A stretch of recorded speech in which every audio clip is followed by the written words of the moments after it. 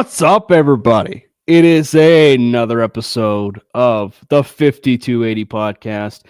And boy, howdy, man. The Broncos had its biggest game against the Kansas City Chiefs and its biggest victory in the last 10 years. And boy, is it going to be a fun one to talk about. Obviously not just for us, but any Bronco creator that is out there. I know, Gage, you do your stuff for Syndicate. Like any of the stuff that is out there, it's a fantastic time to get a chance to talk about this game that happened on Sunday when the Broncos faced off against the Chiefs. And man, fantastic time to be a Bronco fan. Before any of all information that is going to be coming across tonight, we want you to do a couple things. Exactly, balloons, please. We want to make sure that you hit the follow button for the MHRT network on X, on Twitter. Make sure you hit the follow button for Gage and myself. His handle is right there at Gage Madrid NFL. Mine is at Cameron Parker PO. Make sure you also hit the subscribe button for the MHRT network page over there on YouTube. I have a sneaky suspicion we're not going to get to 2,000 subscribers, but we still are at that goal where we want 2,000 subscribers by the end of the year. But you know, the best thing about it, we're not going to put it against you. It just rolls over into next year. So it's no harm, no foul. But no, so that's probably the most important things right off the bat. But Gage, obviously I know that I've been to a few games. The Giants game was certainly the best fan experience just in the overall moment and just seeing everything the way it unfolded in the fourth quarter. But take me through this game, because I got to think you were there, from just the fan experience, from what you were seeing to how many Chiefs fans were there and them swallowing in their own tears. So just kind of give me this overall experience and everything from this Bronco and Chiefs games first and foremost. I think this one thing is a pretty clear indication of how the game went. I didn't hear that stupid tomahawk chop chant once from Chiefs fans. I don't think I can ever say that from the time I've gone to a Kansas City Broncos game, and I believe that was like my 6th or 7th. So I've been to a lot of them. And that was the first time that I hadn't heard that chant. What I did hear was a loud, electric crowd. I was a part of that. I was screaming at the top of my lungs. My throat was scratchy. My ears were ringing afterwards. It was truly a playoff atmosphere at Empower Field at Mile High. Some of the big moments, of course, with Marvin Mims and that massive return, the big throw to Troy Franklin that put the Broncos in field goal range, and then, of course, when Will Lutz, as Brandon Perna would say, split the gooch to win the game. Those were just some of the loudest moments I've ever heard that stadium. It was incredible. I saw Cody Rourke posted a video on Twitter of That's great, yeah, glass vibrating. I mean, it was awesome. I was actually sitting up in the nosebleeds, the high nosebleeds, and I was sitting on the concrete because it was just a really nice area to sit. And it was shaking, dude, like shaking to its core. It was one of the most awesome atmospheres I've ever experienced at that stadium. And I've been to well over 50 games at that stadium in my lifetime. Yeah, I have to think that was quite an experience, getting the chance to see that. By the way, Dak does a bunch of stuff for Bronco Bros. He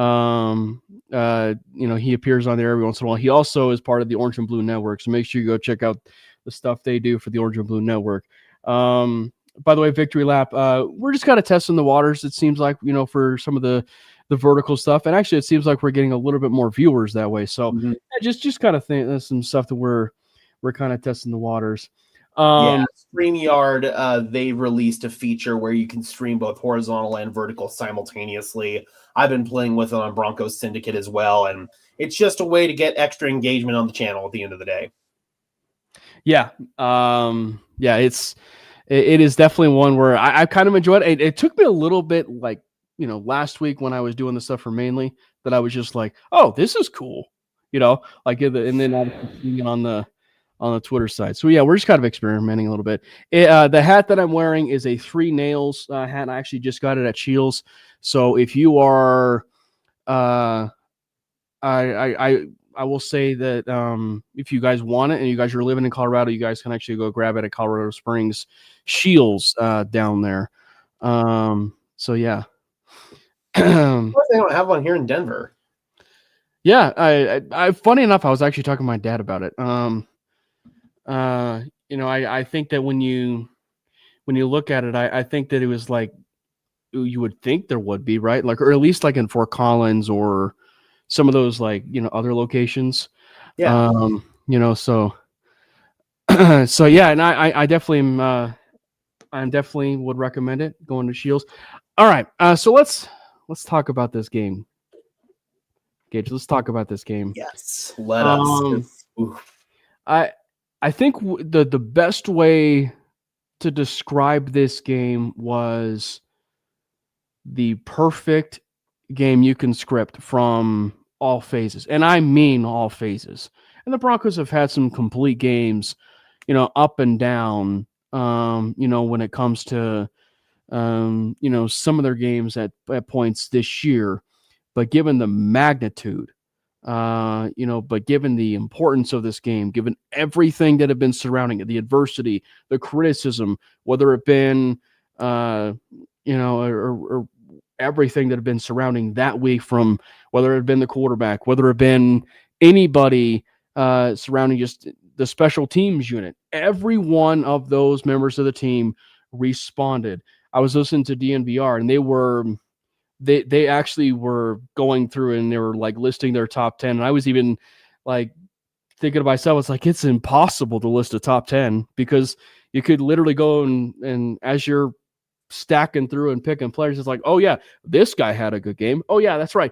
He also had a good game. So, I mean, it was about as picture perfect a game that the Broncos could have asked for.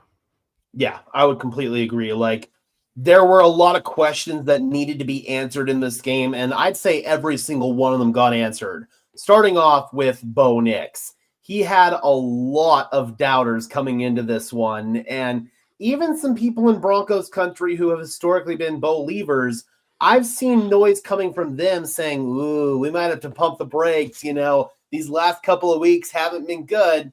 Bo Nix, every single time we have any of those doubts start to creep in, has one of the best games of his career afterwards. It happens like clockwork. And in this game, considering who he was going up against, the defending AFC champions, with Steve Spagnuolo as their defensive coordinator, somebody who blitzes like mad.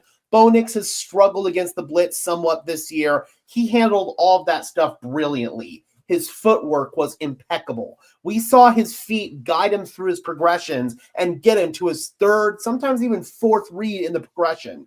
That's really good stuff. We saw Bo multiple big-time throws downfield. The accuracy on the deep balls were perfect. Had a couple of negative plays where he got a little panicky. There was one where he had a turnover-worthy play. Cam and I were discussing that in the green room. Kind of had an opportunity to run, instead threw it. It almost got picked off. There was another negative play in there where he had a swing route open on the opening drive. Didn't throw it immediately, took a sack. The Broncos had to settle for a field goal. Later on in the game, he hit that same play, though, so I'm not concerned about that one. Yep. Any complaint on the level of Bo Nix is very nitpicky in this game. I'm seeing people like Bomani Jones, for example, say that he wasn't good in this game, and it's just not true. I'm even seeing people like Joe Rowles on Twitter, who's probably the biggest Bo critic out there. He even said Bo Nix was impeccable in this one. So if you got harsh critics of Bo saying he was good, he was probably pretty damn good, man. Yeah, and it's kind of one where, if you have some of the harsher critics that are starting to kind of support Bo after this game and the game that he had, Bo had a really good game. And I think that's like a really good game. And I really think we need to preface this because we've seen some and you and I have talked about it, and the four of us have even talked about it when Bo has had these comebacks. in fourth quarters, right? Like that is elite level quarterback play that you see in the fourth quarter from a quarterback side of things. And like even then, like the Giants game, you can't really put into words just how good of a quarterback play that was in the fourth quarter against the Giants. You can't really put into words how good of a quarterback play that was against the Philadelphia Eagles. In that fourth quarter, scoring 18 points in Philadelphia, a place that is really hard to play. And then now you have the opportunity to dethrone the runner-ups in that Super Bowl. You already beat, if you will, the Super Bowl champions. Now you have a chance to beat the runner-ups, and you did. And the fact that they were able to play a complete game, and Bo Nix was able to play a complete game at such a high level, should give Broncos country such an excitement for how good their quarterback possibly can be. Because, to quote Dave Logan after getting a chance to listen to him with Benny Fowler, Bo took probably 2 to 3 steps forward in his development as far as being an elite quarterback. That was top 7, top 8 type of quarterback play in terms of either winning a Super Bowl, performing well in a Super Bowl. Everything that you see there was Bo Nix making every single throw. And frankly, you could argue to a certain extent that Bo was making the right reads at times in games. It was a tick 2 yards off. It was a tick 4 yards off. But what happened in the Chiefs game? He was crisp. He was accurate on those deep passes. Mr. Checkdown Merchant that everybody talks about, Gage, had a 96, almost 97%, if you will, grade from Pro Football Focus on deep passing. Like he was accurate on those deep passes, which was the hallmark for how good of a game Bo Nix really had against the Chiefs. I mean, we saw him ripping 35, 45-yard checkdowns, man. That's pretty damn good. But no, in all seriousness, like it was really hard to identify any flaws in Bo Nix's game. So that's the biggest compliment that I can give him. He was flawless. He really was. And we talked about the footwork earlier.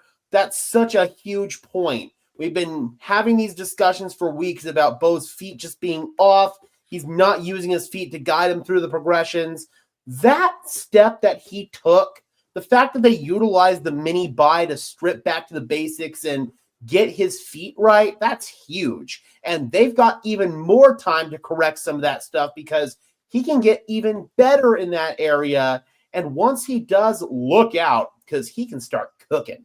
Yeah. Well, and I think that this is ultimately a point that needs to be reiterated, and it may bleed some people's ears with the amount that you hear it, but it goes to show you the marriage between a coach and a quarterback. And like the fact that you had the time off, and when we say it affected everybody, we mean it affected everybody. It wasn't just Bo Nix that it affected. Sean Payton would call some plays here and there. The offensive game plan would be, at times, these last couple of weeks, a bit archaic. Like, it was really rough on some of these games. Like, why are we calling plays in a certain situation? Or what are we doing situationally? What are we doing, Sean? You are not helping out this team. Sean also needed this break as much as anyone. And what does he do?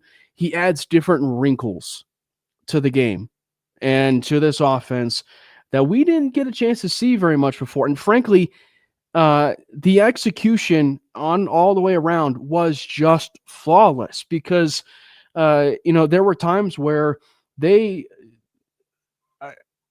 I think that when you look at it just from the simple fact of like the execution, they didn't tip their hand. And typically, if you're seeing the roster and the construction of what is happening on the field, you would think that it's either going to end up being a pass or a run, depending on who's on the field. Example, little Jordan Humphrey, the new guy, was on the field, and more often than not, Gage, if little Jordan Humphrey's on the field, you would think that that's going to end up being a run, more often than not. They added a little wrinkle. They added a little wrinkle off of that, which was a play-action counter. Play-action counter with a corner route to Pat Bryant and some other routes that were dabbled in there as well. And they fooled the Chiefs. they fooled the Chiefs. Sean played was playing chess while while others were playing right. Am I saying that right? Chess while they were playing checkers. Yeah. He was playing chess while the Chiefs were basically playing checkers. I mean, like it was phenomenal how Sean called an excellent game. There was one moment that could have costed him, but I just think that when you think of just the overall game plan for Sean, that was also a flawless game plan for that head coach. Yep. Sean's always got to have that one play in there. He's got to have that one cutesy trick play, that RJ Harvey throw to Bo Nix. It's like, why, dude? It's just not necessary when you're moving the ball well. You've got a third down and short situation. I believe it was that was on second down, I think. It set up a third down, I believe. But still, you're moving the ball well. Why do you need to mess up your tempo by calling some cutesy trick play that depends on your running back delivering a perfect throw to your quarterback? It's probably not going to work out more often than not. I would much rather them just stick to more bread and butter stuff, especially when they get down in the red zone, because they've had some issues executing down there at times. That's one area where I would say we could criticize them a little bit in this game. They could be a little bit better in the red zone and just getting some of these more basic plays down there. But outside of that, it was really a flawless offensive game plan and mostly flawless offensive execution. The run game started off a little bit rough. It got better as the game went on. I'd still like to see a little bit more from RJ Harvey. He's still leaving some meat on the bone, in my opinion, in terms of bouncing stuff to the outside when he's got rushing lanes developing in the middle. Jaleel looked pretty good in this one. That was a positive. And then Bidet's Bidet at this point. You're going to get what you expect from him. And then I still feel like we could get a little bit more out of this tight end room. But all this stuff is very nitpicky. The way they're executing right now is conducive to winning football games. And they, quite frankly, dominated the Chiefs on that side of the ball. So it's really hard to complain. Yeah.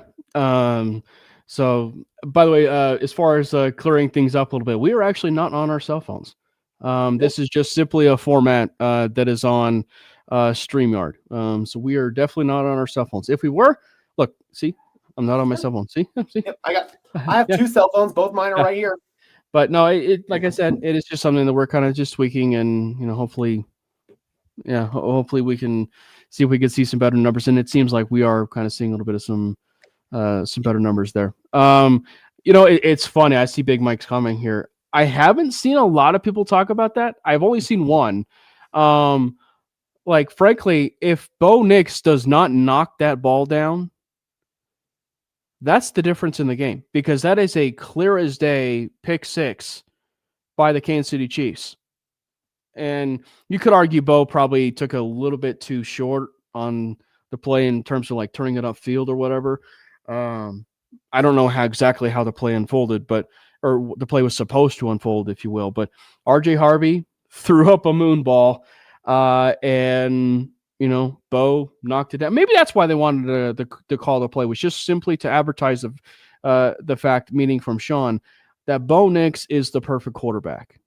Hey, Denver's got another injury in the secondary, man. Is that Bo Nix could be wide receiver. He can play quarterback. He clearly can run the ball. He can also play defensive back too. So maybe that's the thing, is who needs Travis Hunter? You got Bo Nix, who's like the three-way player. Frankly, all we need to see at this point is a QB punt at this point from Bo. And who knows? Maybe you can actually pull it off. But no, I think that's just the one criticism that you hope doesn't backfire on you as the season's progressing with Sean. Is just, if there's one thing at times that has been so excruciatingly bad, is he just gets too cute for his own good. And, I don't know when we'll see that play again, if we'll see it at all. I was actually surprised we didn't get a chance to see any RJ Harvey Wildcat. And the fact we actually got a chance to see a quarterback throw like that on a play, I thought was quite interesting when you're in the red zone in shortened field. I thought it was quite interesting. Frankly, if there was any pass, I was just thinking this as the week was progressing. If there was any pass that should have been done from RJ Harvey, it's the famous Tim Tebow play that people always do so much, which is little pop-up. just a little jump pass or whatever in the red zone. That I would have been okay with. Maybe not necessarily the in terms of the toss out and then the pass right back over to Bo Nix.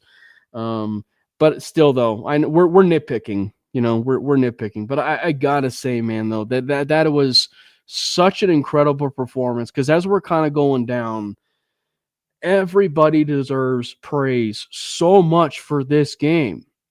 And look, if my pal Jordan is watching this, I hope he's giving praise and slapping him on the rear, because Pat Bryant had himself a game. He had his best game as a Denver Bronco.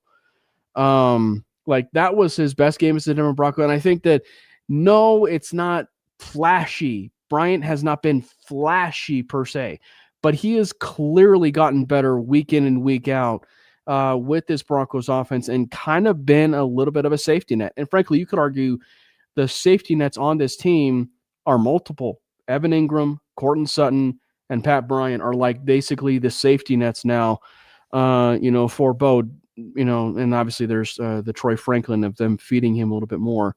But I mean, gosh, he's just continuing to get better week in and week out. And no, he's not the fastest guy in the world, Gage, but man, is he getting open right now.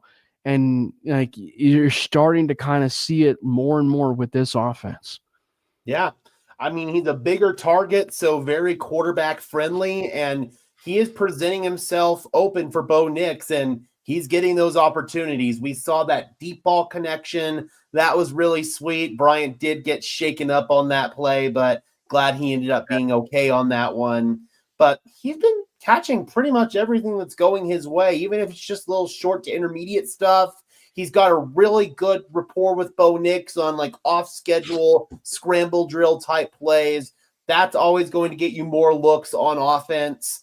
It's very evident that they trust Pat Bryant, and they believe that he's ascending each and every week, like you said. And Sean Payton alluded to that in his presser a couple of weeks ago. He said, we're seeing Bryant become a star right before our very eyes. Yeah. That is true. That is true. And Moose River Hummer mentions that Tebow is 6'3" and RJ Harvey is about 5'7", 5'8". So that might put a bit of a damper on it, but it would have been interesting, I guess, if that would happen. If you want to put RJ at Wildcat, why not put Bo at tailback next to him and run some sort of read option play? That's probably at least that's at least probably in the back of some of that mind, if you will. But yeah, so I'm so impressed because of the game plan that you saw from the Broncos, with just in general, but with the wide receivers. To me, I think the other part of this too with Sean Payton that I thought was impressive was one of the arguments that was against him as well was he also had some personnel problems. Like, he would switch in personnel so often. And I don't know about you, Gage, but you were there, but it really did get the sense that he would do his personnel change, but it wasn't near as frequent as it was in the past. I mean, he kind of stuck in and trusted a lot of some of the guys that he, put forth, like, the Courtland Suttons, the Pat Bryants, the Troy Franklin, but he would just sprinkle in little Jordan Humphrey here and there. He would sprinkle, Evan Ingram, which he still needs more targets, but he would sprinkle Evan Ingram, there on even a few plays, but there was few and far less personnel, and it significantly helped. It was pretty abundantly clear looking at that it affected the timing in a good way for some of those wide receivers. And I think one reason for that is they were starting to utilize more no huddle, or just those little half-ass muddle huddles. It worked. It worked really well. And I think it's kind of leaning more into that fourth quarter offense for the first 3 quarters. When you're going more up tempo, the playbook gets a little bit condensed and you're just kind of running your bread and butter stuff. And they weren't doing it on every single down, but they were doing it a lot more in this game. That does limit the personnel rotations. It also limits just what you're calling, and it limits what the defense can call as well. So it makes it a lot harder to call defense when the offense is running these half-assed muddle huddles. So, yeah, I think that Sean Payton noticed that maybe not going up tempo as much and mixing in the personnel every other play is more to the detriment of this team. I've said before that defensive coordinators think that it's a big problem because they don't know how to match it up. They don't know if they match up with base or sub, how they want to do it. So there are advantages to mixing up personnel, but right now it seems that it's causing more issues, and just the overall tempo and how they're executing the offense. I think that running more of this up-tempo stuff and not mixing up the personnel is going to be the way to go moving forward. Yeah. We'll touch on the Chiefs and whether or not they make the playoffs or not, but here at the latter part of the show. But yeah, and I think that when you do that, and this is a point that you and I made, and I've even made it too on the other show that I do, mainly Broncos, and that's when you do all these personnel changes. When you do all these personnel changes, you're making it seem like from what I can tell from my eyes, is also like the reps aren't getting there with some of these players. So if you leaving them in the game, you're extending their reps a little bit more, right? You're extending their reps a little bit more. And when you do that, you're getting them more comfortable each and every play. And then because of that, because they're getting comfortable with their quarterback, they're getting comfortable with their scheme, their route, all the concepts. And I think that it's been very advantageous in that. And I think there's also a large point in that personnel and why also too, that it's been probably not worked as much. And that is probably the biggest, one of the other biggest things is when they came out of the huddle, Gage, you didn't have 7 seconds on the clock, 8 seconds on the clock, 9 seconds. I don't think they burned an early timeout in this game, and I don't know if they've ever gone a game without burning at least one early timeout. Yeah, they got out of the huddle quick. I mean, they knew exactly what they wanted, either 2 plays down the line, one other play down the line. They were always thinking 2 plays ahead. That is the sign of an elite offense. That is the sign of an elite structured offense. And it definitely paid off. And you could just tell from Bo's perspective is, we know he's a film junkie and a film guru. And the fact that everything had been so muddled and jumbled together when it came to Bo, you're helping out him too. He's like one of the biggest cogs of that because, look at it from that perspective, because I think when you look at it, maybe they were running so fast that his mind was moving like a NASCAR, driver, to where it's moving so fast that even he couldn't even function. And the fact that, you're starting to kind of see things in that perspective and the way things have been happening in and out of huddle after that Chiefs game, that's how it should be operating from here on out. Because whether I could disagree with the shotgun perspective in shotgun, out of shotgun, you do that more often than not, you are still making your quarterback more comfortable than not. For sure. And I'm glad you touched on that because it just felt like Bo wasn't overthinking out there. He was just playing free and playing confident. That's the best thing for Bo moving forward, because if you overthink, that's when you're going to make mistakes. If you go out there and just play free and trust what you're seeing, that's when you're going to have your best results. And we saw that from Bo. We saw that confidence, that swagger back. And it's almost like that Bo against the Raiders, the big scary eyes. I don't fear anything. We got that Bo back in this game, and that was really good to see. Yeah, it was. The other wide receiver that we need to touch on, he's frustrating. Mm-hmm. He's frustrating, but you can understand from the Broncos' offensive side of things. He's got a really high ceiling. Like, he has got a really high ceiling. And I don't mean to make this a full circle moment, but when I was saying that Troy Franklin, and this was like when he was drafted, ideally that he probably was going to end up being your Judy replacement the way that he probably was as a route runner, his separation, how fast he was, how he could be able in the middle part of the field. It's understandable now when you see how they're force feeding him that you just still at times wish it was Judy as a Bronco there, but how things could have operated had Judy been there.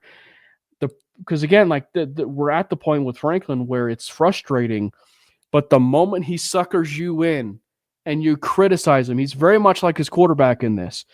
The moment you sucker him in and you criticize him is the moment when he rises to the occasion. Like, he rises to the occasion. And frankly, at this point in Troy Franklin's career, there really isn't anything he can't do. The only thing that he really needs to work on is his hands. He needs to be focused solely on the jugs machine because he has all the support, it seems, in that locker room, whether it be the defensive side of the ball and the offensive side of the ball. Bo Nix loves him. He's loved him ever since college. Sean Payton loves him.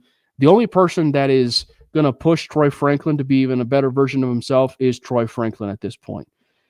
And that, frankly, should be the biggest cause of optimism for a lot of Bronco fans, because if he can get those hands figured out way more consistently and maybe, bulk up a little bit more weight, Gage, I think he's going to be a problem, because if they are focusing on him more and more and more, yeah, I wonder how much of this trajectory of Franklin is just going to continue to be, upward and upward as things kind of progress more and more with the offense. I talk about this with pretty much every young player on this roster on my channel. There are going to be peaks and there are going to be valleys, and we saw peaks and valleys in this game with Troy Franklin. Couple of really frustrating drops. I mean, Bo Nix dropped that one down the sideline. Really good throw. He doesn't catch it. Then he finally comes down with one down the boundary. That was really good to see. Again, one Bo just put right there and rope. Able to come down with it. That was something that I think boosted Troy's confidence. And then the play of the game, when they needed him most, Bo floated up there on that corner route, and instead of leading him towards the sideline, he threw that thing to the inside, knowing that Troy was going to be on the same page and turn around to get it. It was a perfect throw, a perfect catch, excellent execution from both parties involved, and that was the play that set the Broncos up to win the game. Troy came in clutch, just like Bo's come in clutch. You put it perfect, man. Even though we have some of these frustrating plays early on in the game, when it matters most, and after we have some of the criticism and some of the more adversity start to stack up, that's when these players tend to deliver and have their best moments. Yeah, and I think that one of the other areas that's made this offense, and it's probably one of the reasons why this offense was so fun to watch finally, was like you saw, not to bring it a little bit on back to Sean Payton on this, but it's more so with the wide receiver room or with how they were operating the offense, was just, this is how the Sean Payton offense is. When we talked about, actually, we talked about this in the offseason about like, I think that the Sean Payton offenses typically that you think of are the Drew Brees offenses, where things get spread around to different parties of the offense. And what did we see in this Chiefs game, Gage? Like, we saw different pieces here and there, vital pieces of this offense be integrated in really key moments. They were never like, oh, Troy Franklin, the last 2 weeks. It was like, we're going to dabble in some Troy Franklin and still feed some Troy Franklin we're going to dabble into some Cortland Sutton again because we need him back. So we're going to dabble into some Cortland Sutton and Pat Bryant. He's one of those guys that's like Franklin. He's our future. So we're going to dabble into Detroit and Pat Bryant. And we also got an elite receiving back in RJ Harvey. Let's feature him as well. And also we have Evan Ingram. Again, probably still need to feature him a little bit more. But let's feature him on a tight end screen that we haven't seen in I don't know how long. So we're starting to kind of dabble a little bit more in some tight end screens with possibly Evan Ingram. I think you're starting to see a little bit more of that creativity. And so it was evident, maybe to kind of tie a knot on all of that, is that they needed that mini buy. Like they really needed that mini buy to just really hit that reset button just a little bit for that offense. I mean, they had played so many games in a span of like 30 days, man. Everything just gets so condensed. You had that Thursday night game in there. That certainly didn't help matters.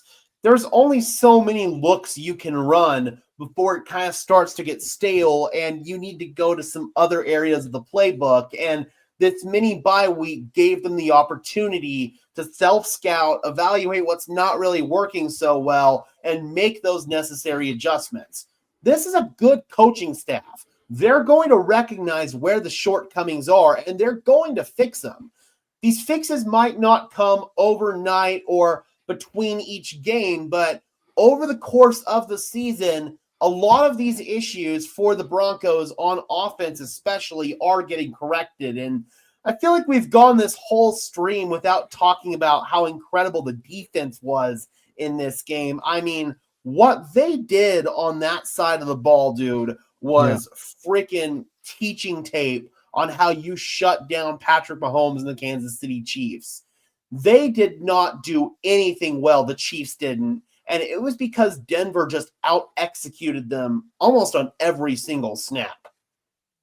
Yeah, it was fantastic. I mean, there was really it was like you were watching I know we probably have some Raiders fans in here, but it's like if you were to watch a Broncos and Raiders game, the only part that was really frustrating for me was just the dink and dunk offense, because as a Broncos fan, you saw Derek Carr do it that way and win games that way when they, Vic Fangio was the defensive coordinator, and Fangio, or I should say head coach, defensive coordinator, but they were winning games against the Broncos that way. And so it's just so frustrating to kind of see that dink and dunk offense. And listen, it's bad, and we'll talk about it in terms of him, if you will. But it's bad when the sole focus of your offense for the Chiefs is a dink and dunk offense. Mm-hmm. And I should say a dink and dunk offense and penalty hunting. Yes. Because I am fully convinced, whether right, wrong, indifferent, on Riley Moss, or just in general, Patrick Mahomes on those deep shots, there were probably a few times in the game where a deep shot was worthy, pun intended. But it was more often than not when he was throwing a deep ball down the left side of the field, down the right side of the field, he was penalty hunting. Yeah, he literally was. And that is the mark of a terrible, terrible quarterback play and a terrible, terrible offense. I just want people to realize that when you're relying on something else that's not even in your own game at that point in the game, that's a terrible quarterback play, and that is a terrible, terrible offense. I mean, there was this Chiefs fan in the stands that was trying to talk shit out after both of those plays, and I was like, dude, he's literally penalty hunting. He's trying to get a flag right there. He's chucking it up and intentionally underthrowing the ball. We've got to stop rewarding quarterbacks for intentionally underthrowing balls to get penalties. It's freaking ridiculous. And on the first pass interference, the judge who threw that was the one on the other side of the end zone. It wasn't the one who was directly in front of the play who could see the damn hand placement. Where have we seen this before? Yeah, where have we seen this before? The damn Giants game. I hate that so much. As far as I'm concerned, there are certain penalties that certain officials should not call. For example, offensive holding. The only ones who should be able to call that are the umpire, the down judge and the head ref, the two in the backfield and the ones on the side. If you're all the way back in the defensive backfield, I'm sorry, you shouldn't be able to call that. Just like if you can't see the damn play, you should not be able to call pass interference on it. Absolutely ridiculous. And we're not here to talk about, how possibly things were one-sided, because again, penalties were 10-10, but like you still have to, you and I said, I don't know how long when we have this conversation, but it's like it has nothing to do with the fact that the penalties were 10-10 in terms of Broncos and Chiefs. It's the moment when stuff like it's the moment at when stuff like this happens, and you cannot tell me at certain points in this game that it was rigged. And I realized that, like, I hate to even use that word, but like, and obviously Will Lutz made the field goal, but just a simple play that could have gone from 4th and 5 to 4th and 2, where Courtland Sutton literally had 2 feet in bounds, and there are 2 referees in close proximity of the entire situation, and to say it's incomplete. And then the other side of this too is the first down, and they did rule it a first down, but it was a clear football length of a field of where it was on the field for a first down, but it was ruled a first down because by a pubic hair, like quite literally, like by like a really like small hair strand. I mean, like it was that close in terms of how it became, a first down. And then like instead of Gene's territory using index cards, now we're using pubes. Like, but no, it's just like it was beginning to be so ridiculous, the amount of time. And I mean, I probably, as things kind of watch things a little bit more and more, the illegal contact on Riley Moss for the pick 6 against Barron probably was worth the flag, kind of looking back on it with how he was holding it. And that is a Riley Moss critique. Like, he does hold a little bit more, and so he's going to end up having to work on that. But like, I just think that when you look at it just overall, and the structure of this defense, and then how they played despite all of that, Gage, it was impressive. Riley Moss was impressive. I think, look, Riley Moss has been impressive. Chris Abrams-Drain has been impressive. And I really think people really need to understand, whether they are Riley Moss haters or not, people really need to understand the impact of what this defense has done in Pat Surtain's absence. Yeah. They have not allowed a touchdown all but once, if I'm not mistaken, once or twice, in terms of that overall secondary. Like, they have been super impressive between Riley Moss, Chris Abrams-Drain, and Jahdae Barron. Barron really only had one bad rep in that entire game, and it was, against Kelsey, where he got him, I think it was on a zig route or something, and then he got open, and you could just tell Barron was really upset about it. But then all during that rest of the game, as you'd expect, Father Time started creeping up on Kelsey when he was, when Barron was in coverage, and Barron was neutralizing him. And I think that the part that I think we also should be focusing on here with Barron, they are using him everywhere. When we say everywhere, I mean, we kind of say that, Talanoa Hufanga might actually be some of the Joker a few times. Jahdae Barron is their Joker. Like, I looked at some of his snaps by position, and he played linebacker, chat. He played linebacker, right linebacker, left linebacker, and inside linebacker at times. He played linebacker, a corner that possibly could even be safety, and maybe even down the line. Like, he played corner, and he played such a great job in that game against the Kansas City Chiefs. And as things are progressing, you're starting to kind of understand why the Broncos really wanted to focalize on this. And it's funny, as we kind of round out all of this too, that we start talking about the defense, that we are at 45 minutes and we haven't even touched the MVP of this game, Jaquan McMillan. Been freaking incredible this whole season, man. This whole year, he has made just a massive impact. In this game, it was just a microcosm of it.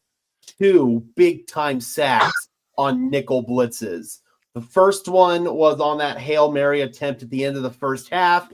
He comes free and puts Mahomes on his ass. And then big third down. Yeah, the end of the game, man. Big third down. Jaquan comes in and decks him again. And Patrick's tapping his head like, flag, give me a penalty, come on. Like, it was ridiculous. It was I know what Mahomes was doing. He wasn't signaling to the ref, hit me in the head. He's saying, hey, coach, take me out. Take me out. Yeah. Take me out. No more, coach. No more. Oh, but no, man. Jaquan McMillan, the 2 sacks, the interception, where that was just a horrible decision by Patrick Mahomes. I have no clue what he's doing. And that was a true ball don't lie turnover after the first one was wiped out because of that penalty. And yeah, by law of the land, that was the right call on that penalty. But come on, it was so far away from the play. It had no effect whatsoever on the play. It does not excuse that Patrick Mahomes twice on that drive made horrible decisions and horrible throws. I will say this, though. If they did not call that illegal contact, look, Mahomes may go down as like a top 3 quarterback, top 3, 4 or 5 quarterback of all time. When I say that might have been one of the worst throws I have ever seen. It was bad. That is one of the worst throws I have ever seen a quarterback make. And listen, we are Bronco fans. We have seen terrible Bronco quarterback play. That is as good as it gets in terms of a bad quarterback throw.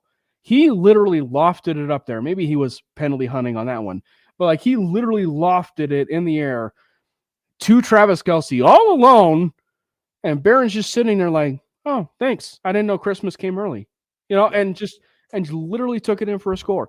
And I just think that, when we talk so much about the preview of this game, Gage, it was about, can they get to Mahomes, right? Can they get to Mahomes? Can they pressure Mahomes? Can they get to him? And they didn't sack him 8 times, 9 times, whatever, but they did enough to rattle him. And, yeah, he was probably going to get his at times, but it's that Aaron Rodgers type of dynamic, right? You have to bottle him up. You have to keep him in the pocket so that you can get to him. And the Broncos defense did that. And they even took away the big play. And that has been some of the biggest things in terms of the biggest pros in favor of Vance Joseph. Because now, just like Sean Payton, I want people to hear this stat. Ever since Sean Payton has become the head coach of the Denver Broncos, do you realize that he has now established home field when facing the Kansas City Chiefs? He is 3-0. That includes the Russell Wilson era. He is 3-0 against the Chiefs at home. So, the Vance Joseph and Sean Payton relationship, even from that side of things, has paid immense dividends. Vance Joseph has that Chiefs number right now in 3 games. He does, man. He really does. Patrick Mahomes has struggled immensely. They've only allowed 1 touchdown, I believe, in the red zone in the Vance Joseph defensive coordinator era against Patrick Mahomes. That's pretty freaking incredible. I'll say it. Patrick sucked in this game. He was not good. He was terrible. Overthrows galore. There was one other bad play that Barron had in this game where he got torched on a deep post by Xavier Worthy, and Pat overthrew it by 10 yards. It was a really bad throw. The 2 interception plays, even though one of them didn't count, they were still both really bad decisions and really bad throws. He was awful in this game. And the Broncos would have had even more sacks if the Chiefs tackles weren't holding on every single play. They did start calling it towards the end of the game, but you could have probably called holding 10 times on the Chiefs. Every play, literally every, granted, there's a lot of plays that stand out to you as far as when they say that they were holding on every play. There's a play that's kind of making the rounds right now on social media where it's literally a tackle. It is literally a tackle. You have Josh Simmons, who is like has him by the shoulder and then turning him around and then hugging him at that point. And like that is a literal hold by layer of the law. Not because we're Bronco fans, by layer of the law. That is a clear holding penalty that they didn't call. And that was just one instance. The entire game, they had been holding Nick Bonito like it was no one's business. And they called it every once in a while, probably to just make themselves feel good. But like they could have had holding on every single play. And I know Schiller talks about that. They're just holding on every single play. But there was literally blatant holding every single play on Bonito, on Cooper. I can't speak specifically for Zach Allen and whatever, but like there was one I saw where he was getting hogtied. But it was really bad. Yeah, it really was, man. Like the refs were swallowing their whistles in this one for the Chiefs. And there was another play. I'm surprised we haven't hit on it yet. Jaleel McLaughlin, he's in the backfield, and the tacklers got him for a second, but that whistle was so premature. Jaleel broke out of that and would have taken it at least for a first down, probably would have gone for a really big play because nobody thought the play was still going. Yeah. But, yeah, they blew that thing dead. It was ridiculous. I counted at least 5 officiating blunders that went against the Broncos in this one. I mean, the refs were trying to give this game to Kansas City. They really were. Look, I need another angle. And look, I get the layer of the law. I need another angle of this because Sean is too good of a coach to understand this. But you do have coaches can be on the sideline. The angle that they showed on the TV broadcast, look, like I said, I need another angle, but it was like you were in the NBA and an offensive player is drawing a foul on a defensive player.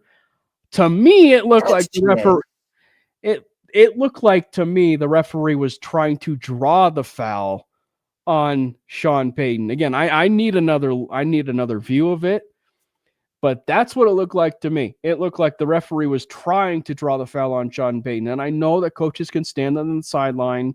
I know they can, but it felt to me on another view, and I get it. I need more of a different angle on this, but it looked like the referee was literally drawing contact on Sean Payton just so he can throw that flag. All right, I'm going to actually disagree with you on this one. You cannot be in that white line. Yeah. That's where Sean was. You've got to be on the other side of the white line. You know, I just needed more info on this because it's just from what we saw in that broadcast copy. Yeah. It was, yeah. Oh, did the ref sell it? 100%. He sold it. He flopped. SGA style, he flopped. But that said, Sean's got to know better, and that's why NFL coaches have get that coaches. Because the head coach, they're going to be pacing down the sideline.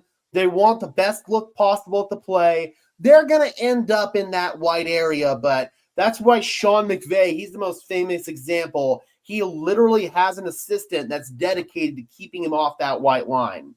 And so that one's on Sean for me, but the official definitely flopped and sold it. And maybe that is something maybe Sean can get as his right-hand man when it comes to just knowing the sideline. But that just the play was crazy.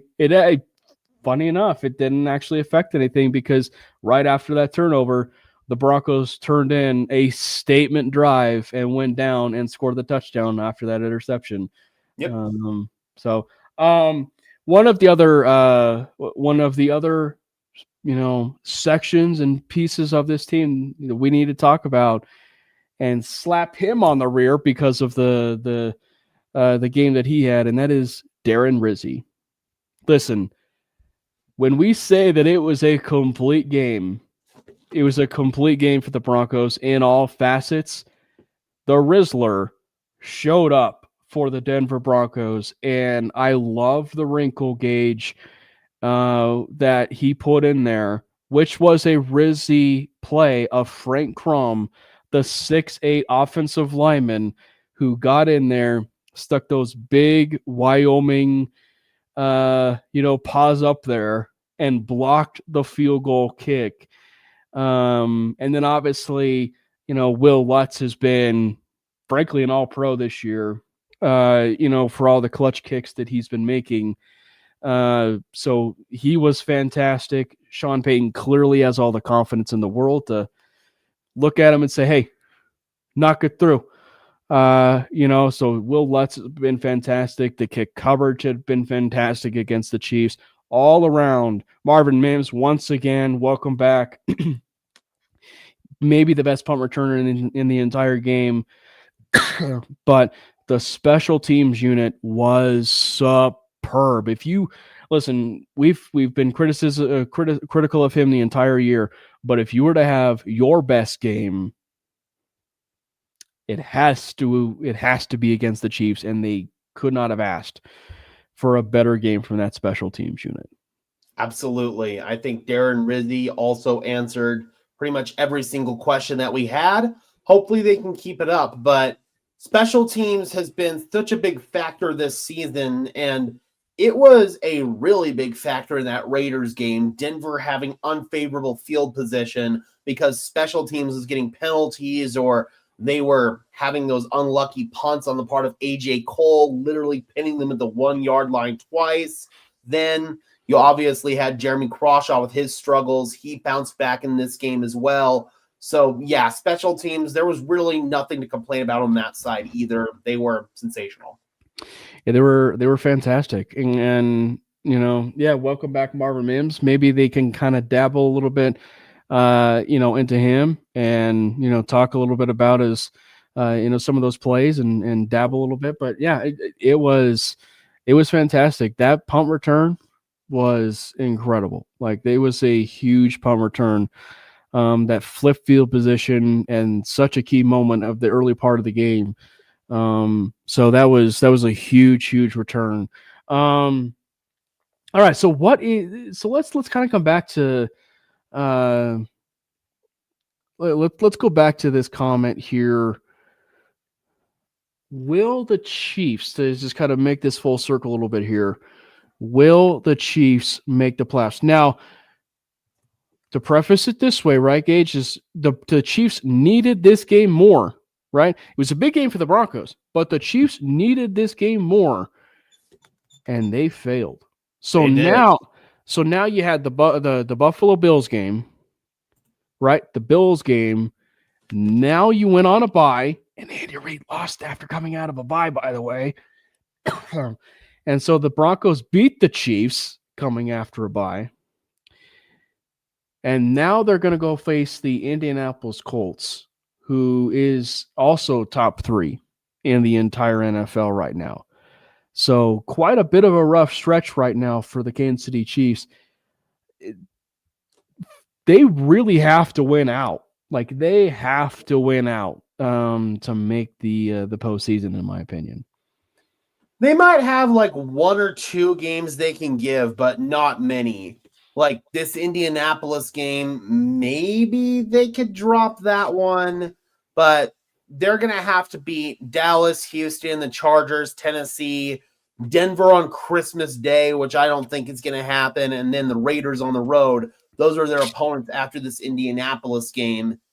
I'd say they've only got maybe 2 games for error here, and neither one of those games could be in the division as far as I'm concerned, because that would probably screw up tiebreakers for them. They could probably get in at 10-7, but I don't know if 9-8 is going to get them in. And I could see them dropping to Indianapolis. I could see them dropping to Denver, and I could possibly see them dropping to Houston as well. So, yeah, they've got some pretty unfavorable matchups on their schedule. And even if this Cowboys team that showed up last night against the Raiders shows up against them on Thanksgiving, then, yeah, man, they might be fucked. I mean, they also have, and they're playing the Chargers at home, but they have the Chargers too.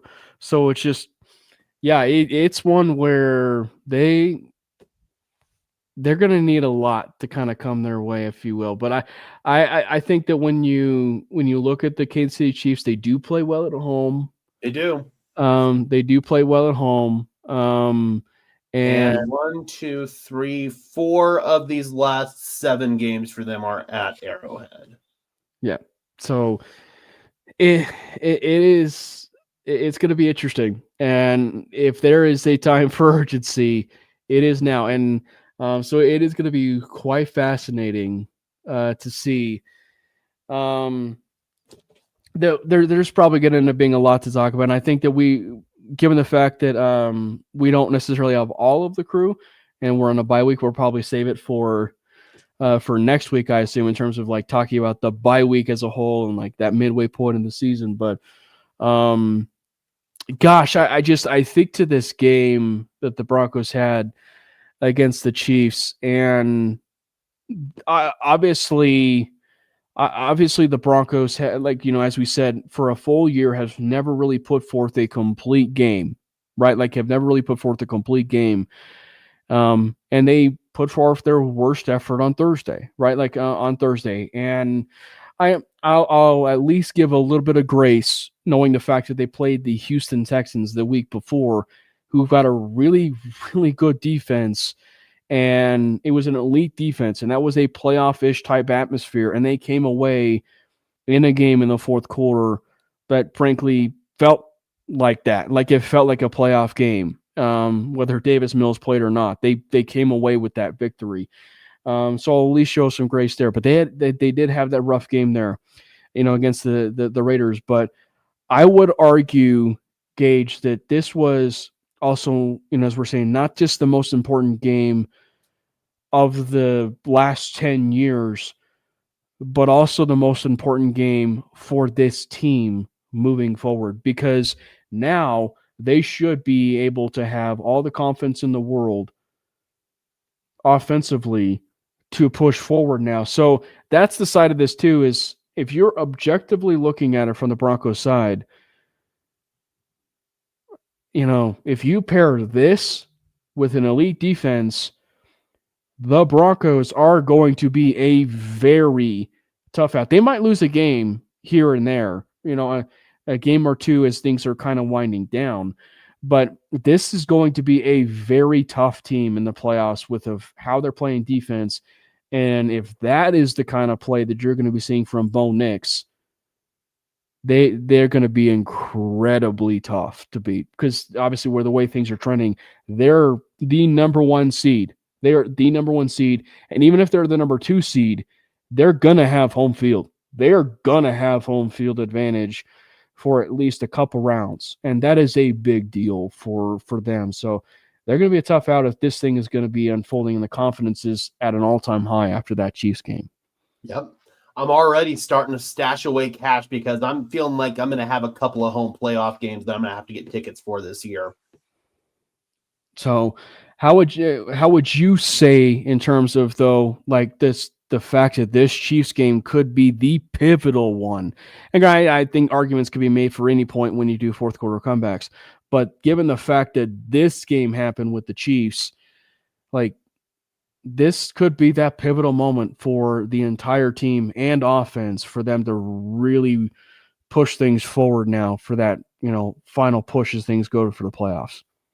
I'd argue that was the most difficult game they've got remaining on their schedule. And by the time they play the Chiefs again, I did a video on this on my channel. There's a chance they could already have the number 1 seed almost on lock.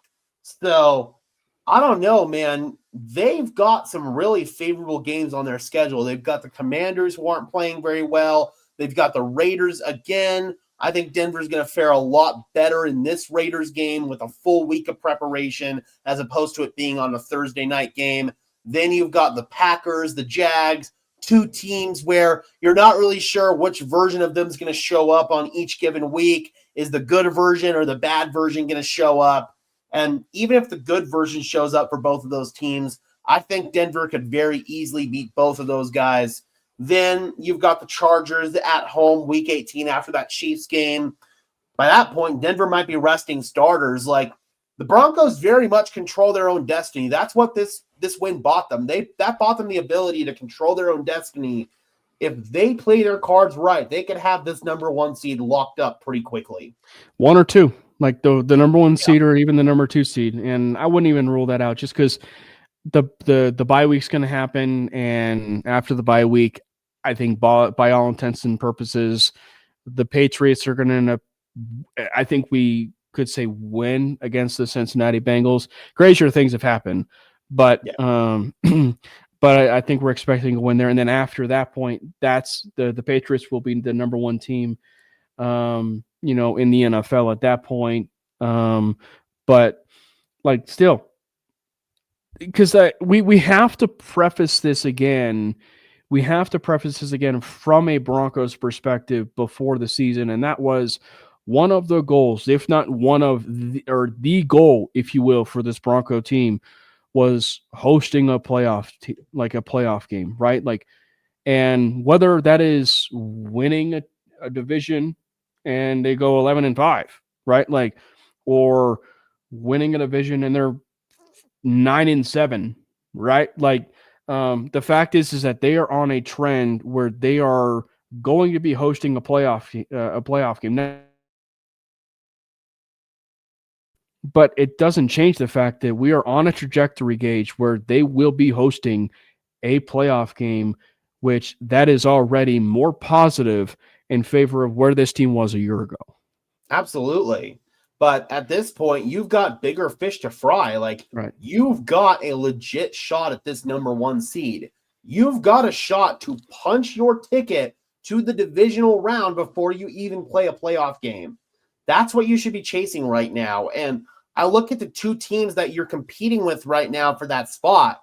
Indianapolis has a couple potential losses on their schedule. They've got Seattle and they've got San Francisco. Same thing with the Patriots. And the Chiefs too. Baltimore and Buffalo. And the Chiefs too. So all of these games, man, that could spell trouble here. And I can't believe I'm saying this for this Colts and Chiefs game coming up, and makes me want to barf in my mouth a little bit. I think we as Broncos country probably need to be rooting for the Chiefs to win that game because we're trying to get the number 1 seed, and Indianapolis has that head-to-head tiebreaker over us. We need Indianapolis to start dropping some games, and I hate it, but I'm going to actually be pulling for the Chiefs to win that game. Not so much the Chiefs to win, but for Indianapolis to lose. I'll even take a tie there, quite frankly. Tie will work just as good as a loss. So that's probably ultimately what I'm going to be pulling for because I don't want a Kansas City win. But that's what we're talking about right now. We're not thinking about division anymore. We're talking about how can we get the number 1 or at worst number 2 seed. I don't know, to quote Mile High Prophet, and if he's watching the show, I know he would be proud that I would bring this up. But according to his 10 commandments, one of his commandments says you cannot root for another team in the AFC West. I'm not rooting for them to win. I'm rooting for their opponent to lose. Right. No, I get it, but like that's one of his commandments. You can't root for another team in the AFC West to win a football game. What doesn't matter. Broncos though. So that's one of his 10 commandments. You can't. But can't doubt prophet, man. No, but it's going to be an interesting game. It is going to be a very interesting game, and I'm definitely excited for it. I'm definitely really looking forward to the fact that now the chips are starting to kind of fall, and the Broncos, for what we're seeing, I think the tide is turning now for that offense. And because as much as we are rounding out the show here and to tie a bow on everything on this, it comes back to probably the point, and we mentioned it there, and it's such an important part because they're human like the rest of us, and they need rest like the rest of us. And they have been running ragged. You brought it up, and it was just such a great point because like they had been running ragged really since that London game. And so where it was nonstop, they could have gone and asked for the bye week after the London game. They did not. They went straight to Philadelphia at that point. Right? Or was it No, Giants? it was Giants after that. Yeah, it was Giants, and then it was was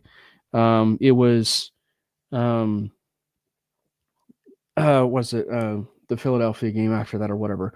But I just think that like they have been running ragged, and specifically the time zone. For anybody that's never been out, outside of the country, that's an 8-hour time difference, right? Like that is an 8-hour time difference, and that can really screw you up. And if you are looking at from where the Broncos were on that Thursday night game, they didn't play great, but they also looked gassed. They looked gassed. And I think that mini bye week, it was evident they were refreshed. They were, rejuvenized as a unit, and their bodies looked refreshed.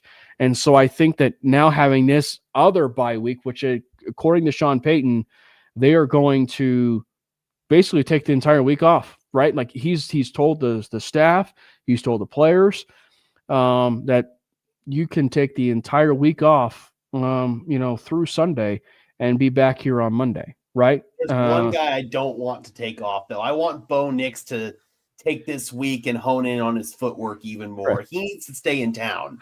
But still, you could argue the rest still affected him in such a positive way where he was rejuvenated. He was not flustered at all.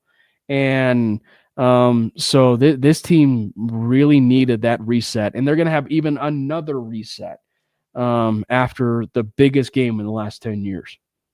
Yep. And I think that's how Sean Payton wanted it, man. He wanted that mini bye coming in and the full bye coming out.